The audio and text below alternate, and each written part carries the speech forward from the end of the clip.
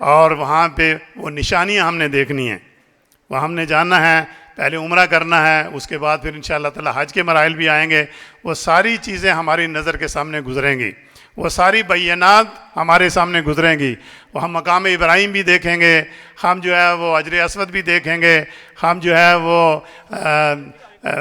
اور جتنی بھی چیزیں ہیں وہاں پہ، زمزم ہم پئیں گے، صفا مروہ کو دیکھیں گے، اور اس کے بعد پھر ہم جو ہے شاعر، جن کو شاعر اسلام کہتے ہیں، مشاعر کہتے ہیں جن کو، وہ ہم منی ہے، مزدلفہ ہے، عرفات ہے، وہ ساری مقامات جہاں اللہ تعالیٰ نے انعامات رکھے ہیں، وہاں دعا کرنے کے انعامات ہیں، وہاں عبادت کرنے کے انعامات ہیں، عبادت قبول کرنے کی اللہ تعالیٰ نے ہمیں خوشخبریاں سنائی ہیں، ان سارے مقامات پہ جائیں گے۔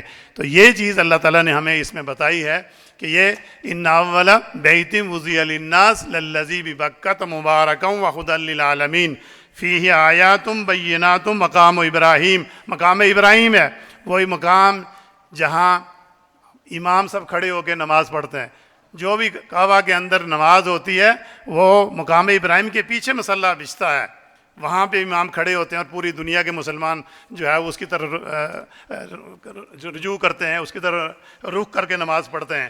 تو یہ اللہ تعالیٰ نے ہمیں بیان کیا ہے کہ وہاں جائیں گے تو یہ ساری چیزیں آپ کو، ساری نعمتیں آپ کو ملیں گی، آپ کو راجِ اسود پہ بوسہ دینے کا بھی موقع ملے گا، رکن یمانی کو آپ پہ ہاتھ پھیرنے کا موقع بھی ملے گا، خاتیم کے اندر نماز پڑھنے کا بھی موقع ملے گا، ملتزم کے اوپر جا کے گڑ گڑا کے، جو اللہ کے رسول صلی اللہ علیہ وسلم نے کہا کہ سب سے زیادہ اگر کوئی دعائیں قبول ہوتی ہیں تو ملتزم پہ ہوتی ہیں، جو حجر اسود اور خانہ کعبہ کا دروازے کے درمیان جگہ ہے اس کو ملتزم کہتے ہیں، وہ بھی اللہ کی نشانی ہے، وہ بھی اللہ کے بینات میں سے ہے۔ تو یہ ساری چیزیں ہمیں وہاں پہ نصیب ہوں گی اور ہم انشاءاللہ تعالیٰ جا کے ان سے مستفید ہوں گے انشاءاللہ تعالیٰ۔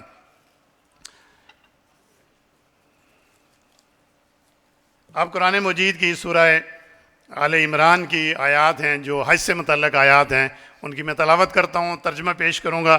تو عیدی صاحب بھی آگے انشاءاللہ تعالیٰ، یہ بھی اپنا پروگرام انشاءاللہ تعالیٰ آپ کے سامنے کریں گے، تفصیل کے ساتھ آپ کو مناسک کی ادائیگی انشاءاللہ تعالیٰ بتائیں گے۔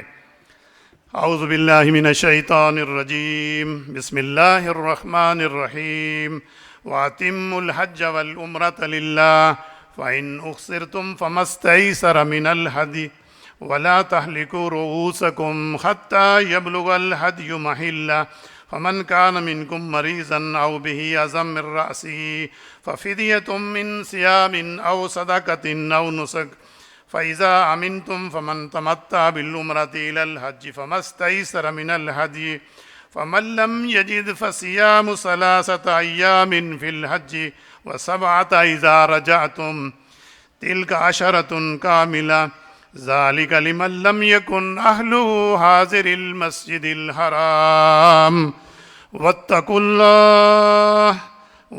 الله واعلموا أن الله شديد العقاب۔ اللہ تعالیٰ کہتے ہیں کہ بھئی حج کرو، عمرہ کرو، تو کس لیے کرو؟ دنیاوی اغراض کے لیے نہیں کہ کوئی کہہ دے گا حاجی صاحب کو بڑی تعریف کر دے گا، یہ الحاج ہے، اس نے حج اتنے کر لیے، اس نے اتنے عمرے کر لیے، اس پہ بار بار جاتا ہے یہ وہاں پہ اور ہو کے آتا ہے۔ تو یہ اپنا نمود و نمائش کے لیے نہ ہو، بلکہ خالص نیت ہونی چاہیے اللہ کے رضا اور خوشنودی کی۔ تو یہ اللہ تعالیٰ نے ہمیں اس میں بتایا ہے۔ اور اللہ تعالیٰ اس میں پھر کہتے ہیں کہ اگر تم کہیں کوئی رکاوٹ کھڑی ہو جائے، آپ نے احرام باندھا ہے اور آج کل حالات ایسے ہیں کوئی جنگی کی کیفیت ہو جائے، تو یہ ہمیں مسئلہ پتہ ہونا چاہیے کہ کہیں اگر حالات ایسے ہو جائیں، آپ نے احرام پہن لیا، پہن کے بعد پتہ چلا کہ جی کوئی جنگ چھڑ گئی ہے، آپ تو یہ نہیں ہو سکتا، جا ہی نہیں سکتے ہو، ایئرپورٹ سے آپ کو واپس ہے، تو اللہ تعالیٰ کہتے ہیں کہ گھر جاؤ، تو جو قربانی میسر آئے اللہ کی جناب میں پیش کرو۔ یعنی تو آپ پھر احرام نہیں کھول سکتے اس وقت تک کہ جب تک کہ آپ قربانی نہ کر لیں۔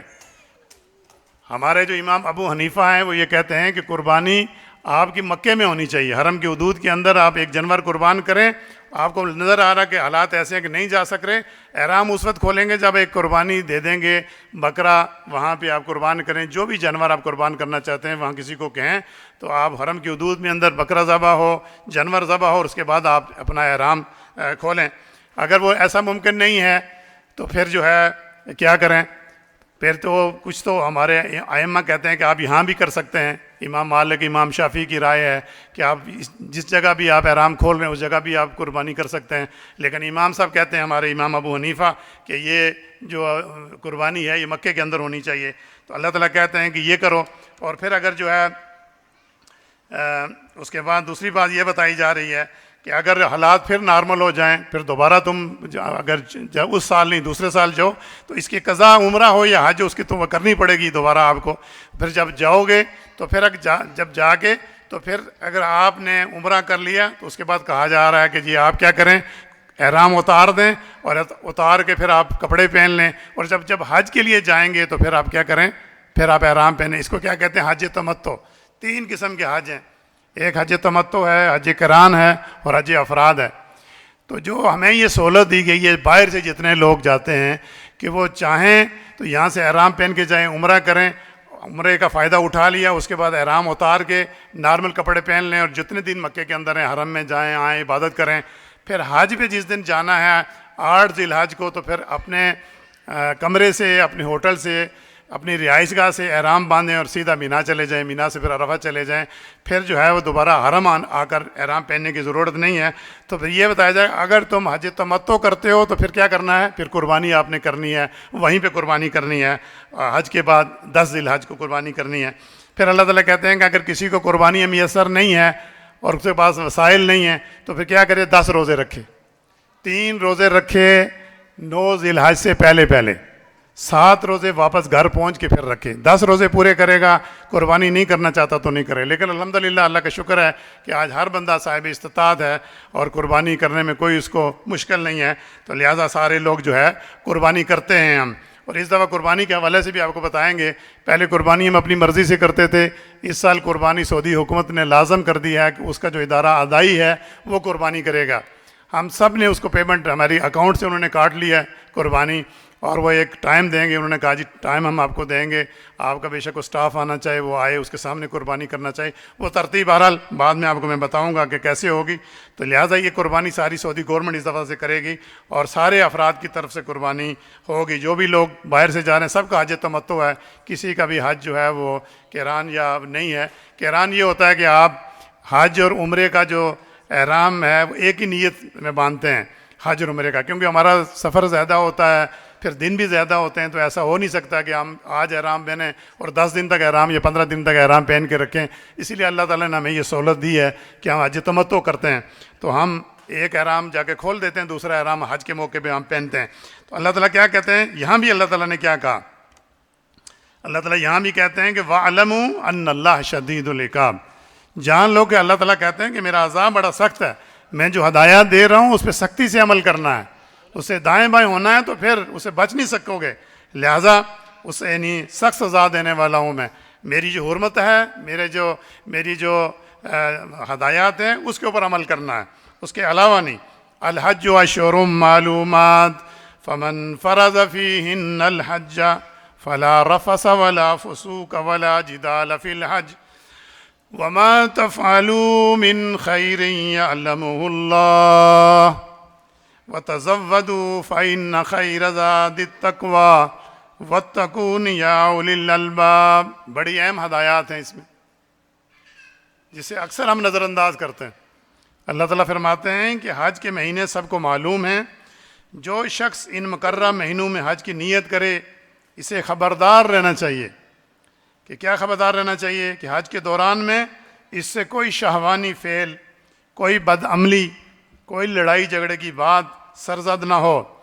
اور اللہ تعالیٰ کہتے ہیں کہ جو نیک کام تم کرو گے وہ اللہ کے علم میں ہوگا، تم جو کرو گے، چھپے ہوئے کر رہے ہو، کھلے ہوئے کر رہے ہو، کمرے میں کر رہے ہو، باہر کر رہے ہو، راستے میں کر رہے ہو، جس بھی حالت میں اللہ تعالیٰ کہتے ہیں تو میرے علم میں ہے۔ تو پھر اللہ تعالیٰ کہتے ہیں کہ سفر حج کے لیے زاد راہ ساتھ لے لو، زاد راہ ساتھ لے لو، اور سب سے بہتر زاد راہ کیا ہے؟ تقویٰ ہے، پرہیزگاری ہے، اللہ سے ڈرنا ہے، خوف و خشیت ہے، اور یہ یکسوئی ہے کہ میں اللہ کے رضا کے لیے جا رہا ہوں، میں سارے وہ کام کروں گا جو اس کے رضا کے ہیں، نافرمانی سے کاموں کے قریب بھی میں نہیں پھٹکوں گا۔ یہ عزم ہو اور یہ ارادہ ہو، یہ نیت ہو، تو پھر اللہ تعالیٰ اس کی توفیق بھی عطا کرتے ہیں۔ ہے ہوش مندو میری نافرمانی سے پرہیز کرو۔ یہاں بھی اللہ تعالیٰ پھر وہی کہتے ہیں وَاتَّقُونِ يَا أُولِي الْأَلْبَابِ، ہے عقل والو، ہے عقل و سمجھ رکھنے والوں میری نافرمانی سے بچو. ہر جگہ اللہ تعالیٰ جو جو احکام دے رہے ہیں ساتھ ساتھ یہ چیزیں بیان کرتے جا رہے ہیں. لیس علیکم جناح ان تبتغوا فضلا من ربکم فَإِذَا أَفَضْتُم مِّنْ عَرَفَاتٍ فَاذْكُرُوا اللَّهَ عِندَ الْمَشْعَرِ الْحَرَامِ وَاذْكُرُوهُ كَمَا هَدَاكُمْ وَإِن كُنتُم مِّن قَبْلِهِ لَمِنَ الضَّالِّينَ.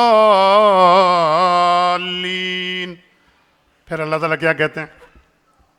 اگر حج کے ساتھ ساتھ تم اپنے رب کا فضل بھی تلاش کرتے جاؤ تو اس میں کوئی مذائقہ نہیں. پھر جب عرفات سے چلو تو مشعر الحرام میں مزدلفہ کے پاس ٹھہر کر اللہ کو یاد کرو، اور اس طرح یاد کرو جس کی ہدایت اس نے تمہیں دی ہے، ورنہ اس سے پہلے تم لوگ بھٹکے ہوئے تھے. اللہ تعالیٰ بتاتے ہیں کہ پہلے تو تم لوگ جہالت کا دور تھا، اس میں کیا حج ہوتا تھا؟ ننگے لوگ حج کرتے تھے، اپنے اپنے کہانیاں قصے بیان کرتے تھے، بڑے بڑے اپنے خاندانوں کی شیخیاں بگارتے تھے، اور کیا کرتے تھے؟ قریش کے جب بڑا خاندان ہے وہ جا کے مزدلفہ میں رک جاتے تھے، پہاڑوں کے اوپر جو ہے وہ اپنی اپنی وہ لگا لیتے تھے. اپنے خاندان کے لیے شعراء کو بلایا جاتا تھا، اور اس طرح سے جو ہے نا کھانے پینے کے اور ناچنے کے اور کیا کیا انتظامات ہوتے تھے. عام لوگوں کو کہتے تھے جاؤ جا کے تم عرفات سے ہو کے آ جاؤ، اور ہم یہاں پہ بیٹھے ہیں، تم واپس آؤ ہماری مجلسوں میں شریک ہونا. اللہ تعالیٰ نے اس کو حرام کر دیا، کہا کہ سب ناجائز، سب حرام ہے. جس نے بھی حج کرنا ہے وہ عرفات کے میدان میں جائے گا. حج عرفات کے میدان میں حاضری کا نام ہے. خواتین و حضرات، اگر آپ پورا 10 دن 12 دن جا کے حرم میں بیٹھے رہیں، مدینہ منورہ میں جائیں، روزے پہ سلام پیش کریں، صبح و شام اب حرم کے اندر طواف کرتے رہیں، لیکن 9 ذی الحج کو اگر عرفات کے میدان میں حاضر نہیں ہوئے تو آپ کا حج نہیں ہوا. حج نام ہے 9 ذی الحج کو عرفات کے میدان میں حاضری لگانے کا. لبیک اللہم لبیک. حاضری لگائی ہے آپ نے، بے شک 5 منٹ کے لیے، 2 منٹ کے لیے، 1 منٹ کے لیے بھی آپ میدان سے ہو کے باہر نکل آئے، آپ کا حج ہو گیا. آپ بیمار ہیں، کوئی مسئلہ ہے، آپ کو گاڑی میں لے گئے، واپس گاڑی موڑ کے واپس عرفات کے میدان سے باہر لے آئے، آپ کا حج ہو گیا.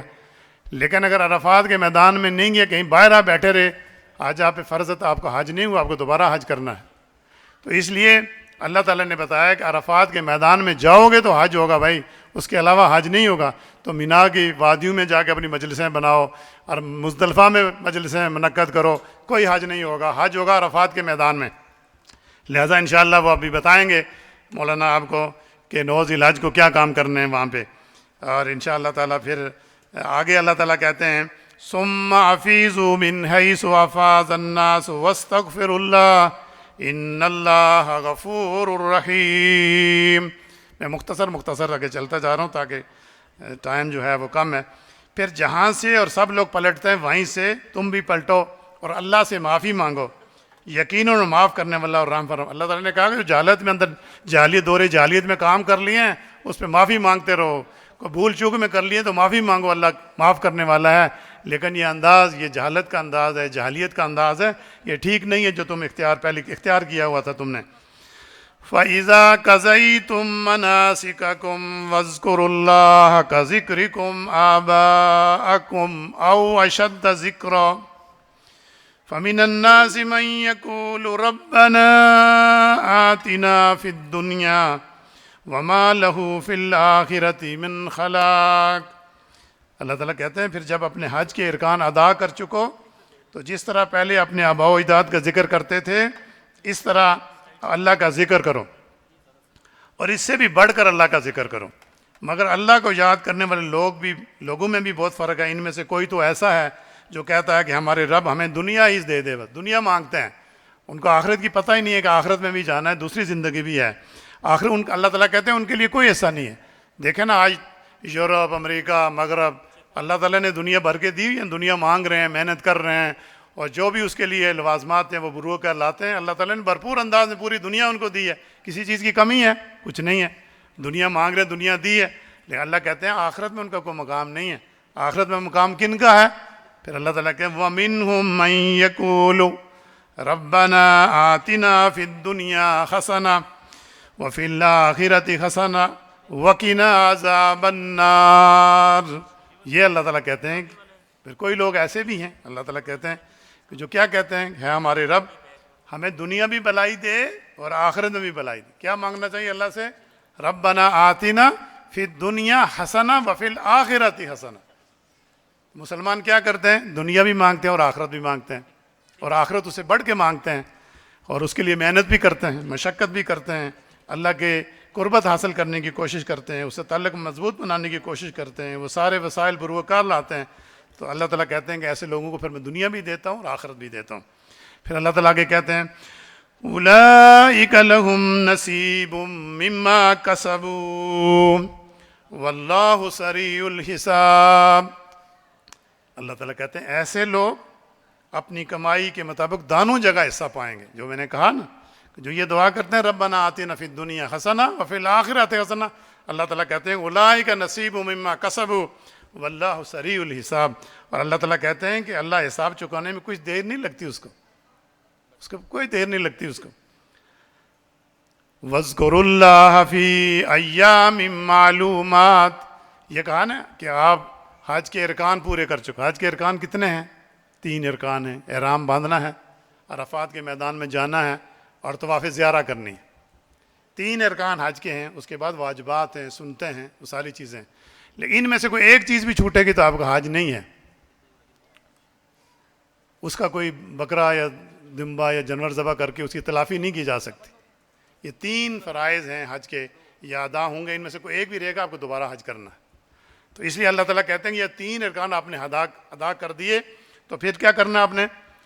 وَاذْكُرُوا اللَّهَ فِي أَيَّامٍ مَّعْدُودَاتٍ فَمَن تَعَجَّلَ فِي يَوْمَيْنِ فَلَا إِثْمَ عَلَيْهِ وَمَن تَأَخَّرَ فَلَا إِثْمَ عَلَيْهِ لِمَنِ اتَّقَىٰ وَاتَّقُوا اللَّهَ وَاعْلَمُوا أَنَّكُمْ إِلَيْهِ تُحْشَرُونَ. یہ سنیے، یہ کون سے دن ہیں؟ ایام تشریق. 8 تاریخ کو آپ جائیں گے مینا، 9 کو جائیں گے عرفات، پھر 9 کی رات ہم نے رہنا ہے مزدلفہ میں. 10 کو ہم صبح فجر پڑھ کے سورج طلوع ہونے سے پہلے ہم انشاءاللہ نکل کے رمی کریں گے آ کر مینا میں جمرات کی. اس کے بعد کیا کرنا ہے؟ یوم النحر. 10 تاریخ کیا ہے؟ یوم النحر، قربانی کرنی ہے. پھر 11، 12 اور 13 3 دن کیا کہتے ہیں ان کو؟ ایام معدودات. یہ ہیں ایام تشریق. اس میں اللہ تعالیٰ کیا کہتے ہیں؟ وَاذْكُرُوا اللَّهَ فِي أَيَّامٍ مَّعْدُودَاتٍ. یہ گنتی کے چند روز ہیں جو تمہیں اللہ کی یاد میں بسر کرنے. یہ مینا میں گزارنے ہیں آپ نے، جس کے لیے آپ ہیوج اماؤنٹ ادا کرتے ہیں. جو ہمارے ایک کیٹیگری والے لوگ ہیں، تقریباً 10,000 ریال ایک آدمی کا ایک خیمے کا ہوتا ہے صرف ایام معدودات کا.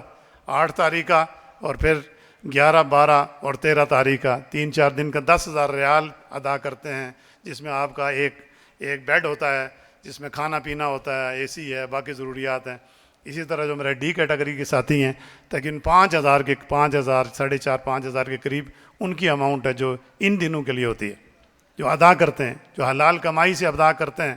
تو پھر استعمال کرنا ہے نا اس کو اللہ کے رضا کے لیے، اللہ کو یاد کرنا ہے. سبحان اللہ، الحمدللہ، اللہ اکبر، لا الہ الا اللہ، سبحان اللہ و بحمدہ، سبحان اللہ العظیم. جو بھی اذکار ہیں، جو بھی آپ کو یاد ہیں، مزید بھی یاد کرنے کی کوشش کریں. آج کل تو ساری چیزیں موبائل میں موجود ہیں. دعائیں نکالیں، ساری دعائیں نکل آئیں گی. صبح شام کے اذکار نکالیں. آپ کے پاس بہانہ کوئی نہیں ہے کہ میرے پاس کتاب نہیں تھی، میں پڑھ نہیں سکا، میں دیکھ نہیں سکا، یاد نہیں کر سکا. یاد نہیں ہے تو دیکھ کے پڑھ لیں، موبائل کے اوپر نکالیں، دعائیں نکالیں، قرآن مجید نکالیں، کوئی سپارہ نکالیں، کوئی سورت نکالیں، سورت کا کوئی حصہ نکالیں، ترجمہ نکالیں، تفسیر نکالیں. ہر چیز اس کے اندر موجود ہے بھائی.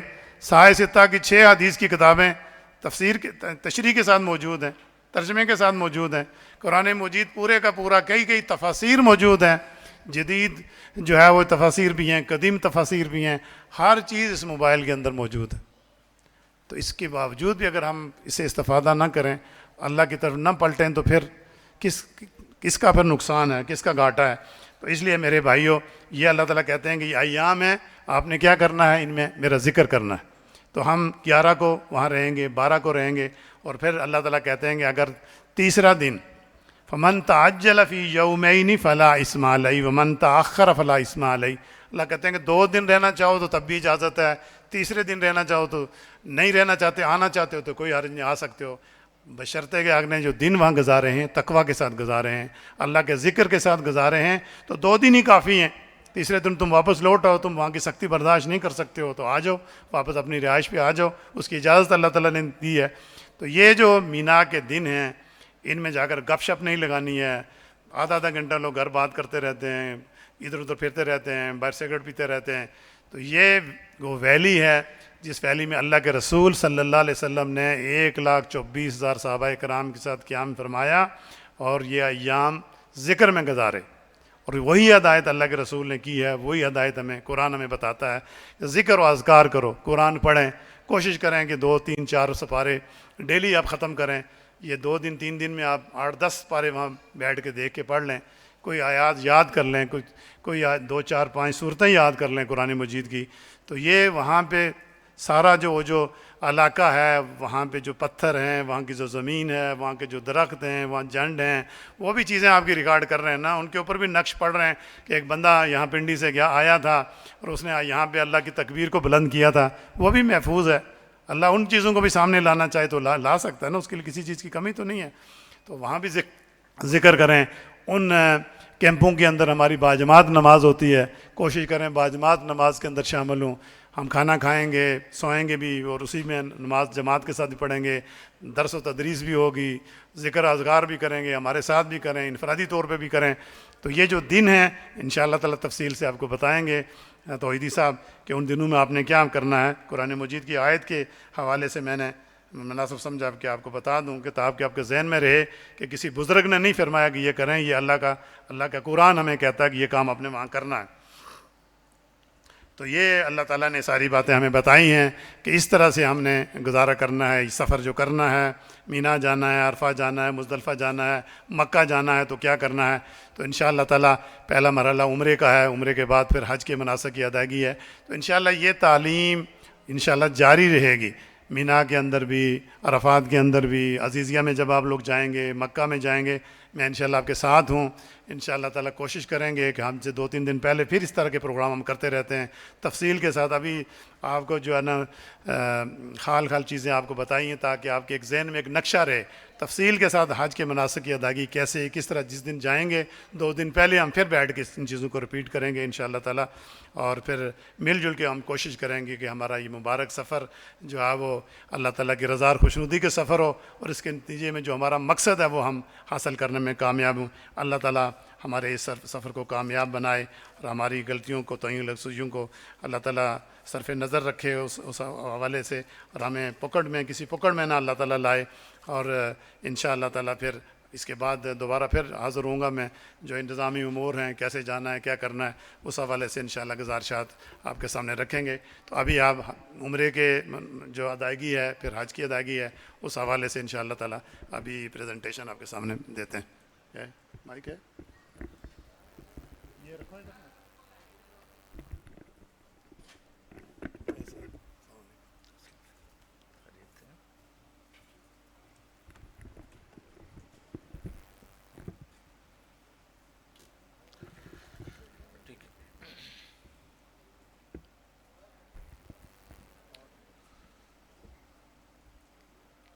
اعوذ باللہ من الشیطان الرجیم، بسم اللہ الرحمن الرحیم۔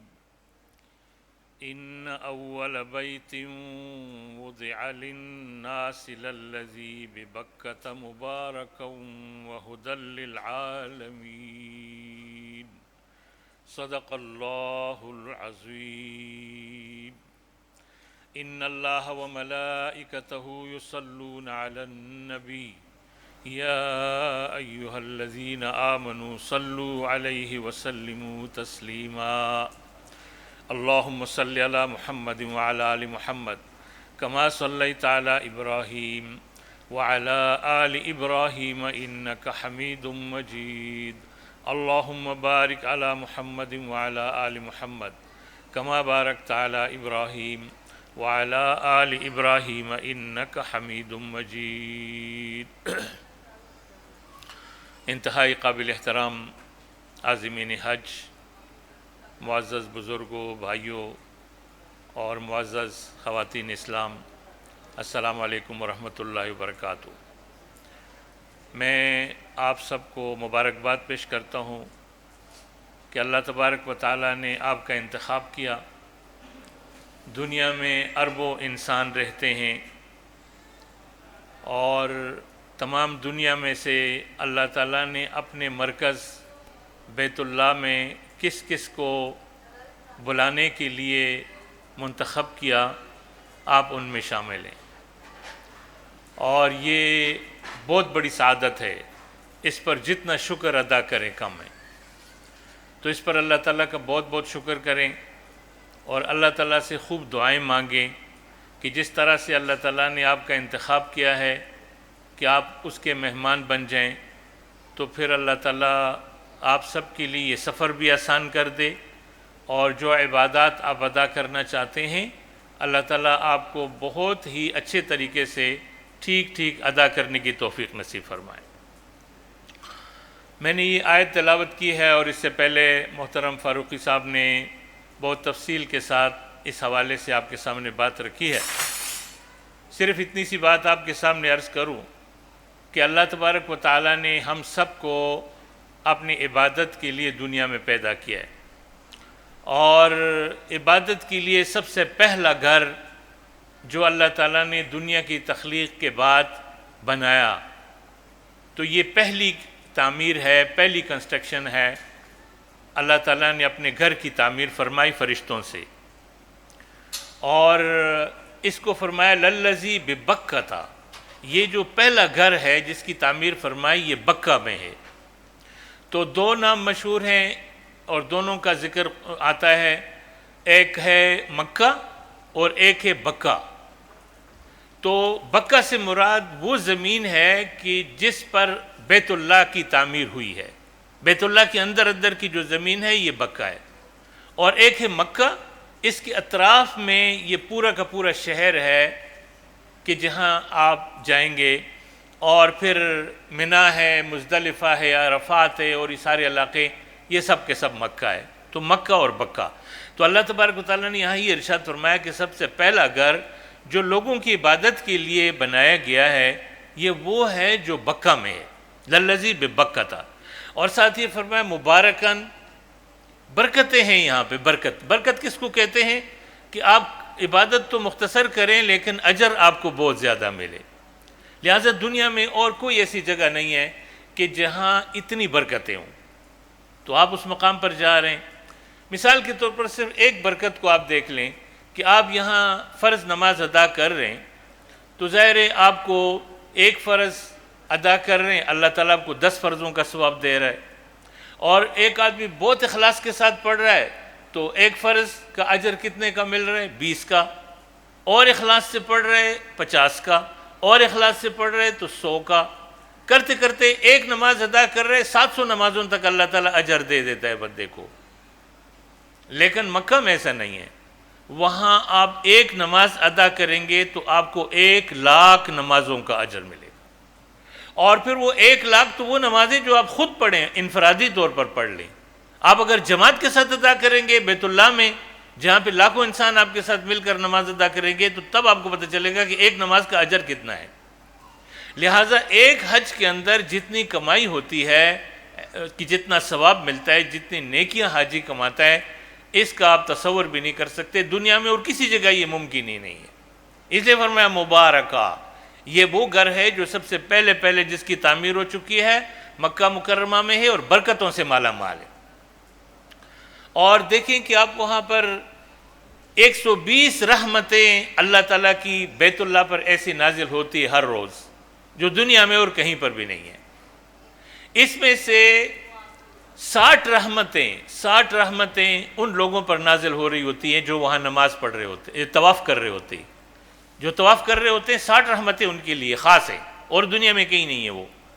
اور 40 رحمتیں ان لوگوں کے لیے ہیں جو وہاں پر نماز ادا کر رہے ہیں، اور 20 رحمتیں ان لوگوں کے لیے جو کچھ بھی نہیں کر رہے ہیں، وہاں بیٹھ کے بیت اللہ کو دیکھ رہے ہیں، ان پر نازل ہو رہی ہیں، اور یہ دنیا میں اور کہیں نازل نہیں ہوتی۔ اتنی فضیلتیں ہیں کہ آپ حیران ہو جائیں۔ تو اللہ تعالیٰ نے برکتوں سے مالا مال اس سرزمین میں جانے کے لیے آپ کا انتخاب کیا ہے۔